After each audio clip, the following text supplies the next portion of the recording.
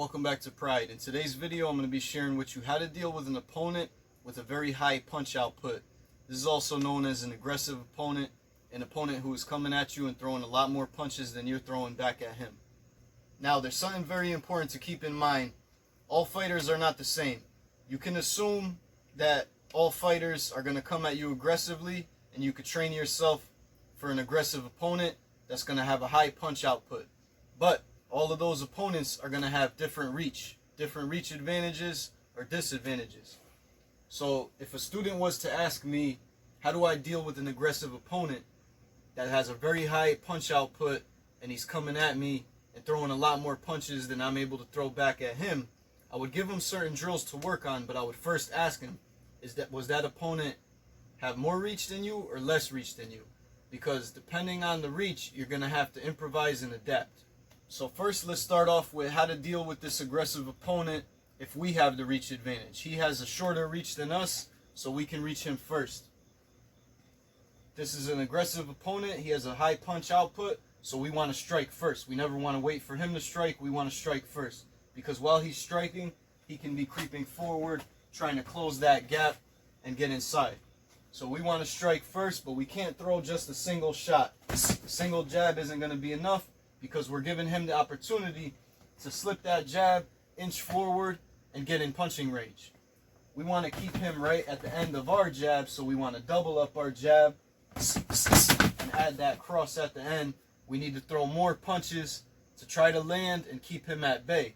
So a really good combo for an aggressive opponent who has a high punch output is the double jab and then the cross. You want to keep right at arm's reach. You don't want to go too close on that combination. You can inch forward on that combo and end up real close to him to be able to follow up with more shots. But you don't want to do that right away. You want to keep him right at the end of your punches where you can reach him and he cannot reach you.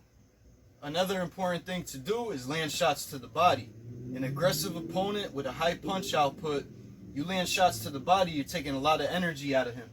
So a real good way to land shots to the body, again, we have the reach advantage still, is to land the jab to the head, sneak down to the body, back up to the head. So 1, 2, 3. When I throw the jab to the body, I get low. I'm not going to stand tall and throw it down, because I'm giving him the opportunity to counter. Jab to the head, sneak down to the body, back up to the head. 1, 2, 3. We're also changing levels, making ourselves a hard target. Now, the first two combos that we worked were jab, jab, cross. 2 jabs to the head, cross to the head, jab to the head, jab to the body, cross to the head. 2 jabs, and then the cross. Now we're going to throw him off. We're going to throw the jab to the head, sneak down to the body with that power cross to the body. Now we're going to hit him real hard to the body. When we throw that jab to the head, we sneak down, deliver that cross to the body. We can dig in and throw a left hook to the body as well, if we're close enough. Sometimes he'll slip past our jab. He'll be coming close to me as I'm throwing that cross to the body. Now he's in range for that left hook to the body as well. So landing these shots to the body really drains your opponent. It takes a lot of energy out of him. He's not going to have that high punch output anymore.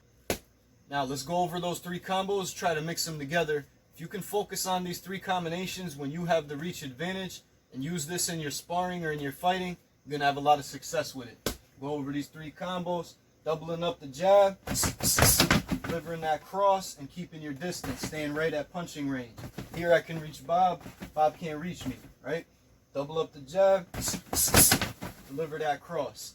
Jab to the head, he's expecting that double jab, right? Jab to the head, sneak down to the body, hit him with that power cross to the body. Drain that energy out of him. Jab to the head, come down to the body with the jab, come back up top. Now let's go over how to deal with that same aggressive opponent if he has the reach advantage now. We have shorter reach, he's got that reach advantage, so he could do 2 things. He could stay on the outside and be that aggressive fighter with a high punch output and be throwing a lot of shots but keeping his distance, or he can be stepping in with those shots and closing the gap and losing his reach advantage. This is a benefit to us if he steps in. So let's go over first if our aggressive opponent stays on the outside and he's got a real high punch output, but he's keeping his reach advantage, he's keeping his distance. So now our opponent is keeping his distance, he's using that reach advantage, he's throwing a lot of punches, he's the aggressive fighter, he's going to be shooting first. So what we're going to want to do, we're going to want to do two things. We're going to want to counter punch, and we're going to close the distance as well. So when we're here, he throws, we got to be ready to parry a shot and step in with two shots, come into the body. Remember to drain that energy by attacking the body. So the main thing is when we're here and he shoots first, we got to be ready to slip and counter and come in with more shots and attack. We got to really deter him from moving forward and mowing us down. One way we can do it is by parrying the shot and delivering a shot, stepping in and really coming at our opponent and attacking him with a combination, closing that gap. So anytime he throws a shot, even if I was just to slip, I want to slip and step in and get close. So now he doesn't have that reach advantage over me. No matter which way I slip, whether it's left or right, I'm always going to be moving forward towards the opponent. If I was to come in and attack, I got to move the head and I got to be ready for those attacks that he's throwing at us. If you were to try the same combinations that I showed you before, when you had the reach advantage, if I was just to try to attack and throw that double jab in the cross, chances are he's going to hit you as well. You're going to be trying to mount your attack and he's throwing at the same time, but he has the reach advantage, remember.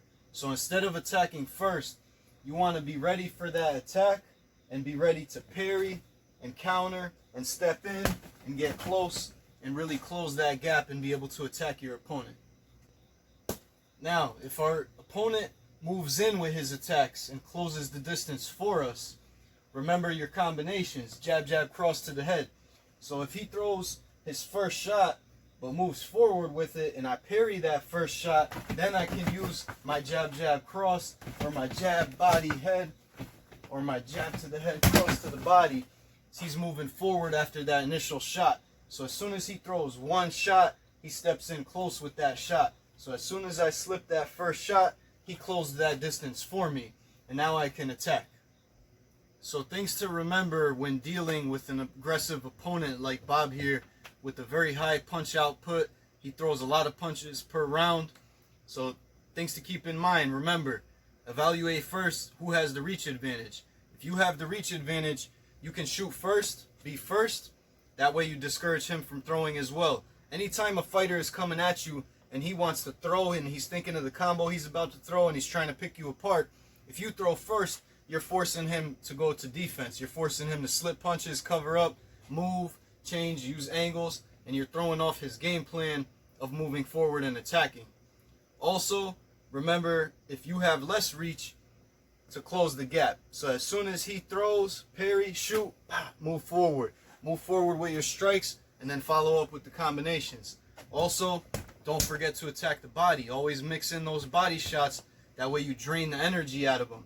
Maybe in the first round he was coming at you real hard, but by the second, third, fourth round, after those body shots you landed, he's going to slow down. He's not going to have that high punch output. Alright, thank you guys for watching. I always enjoy creating content for you guys, trying to help you out. Any questions you have, things like that. This was actually asked by a student of mine, and me and Bob, it's an honor to be able to share this with you. And you take this advice and it'll help you out in the ring when dealing with aggressive opponents like Bob here.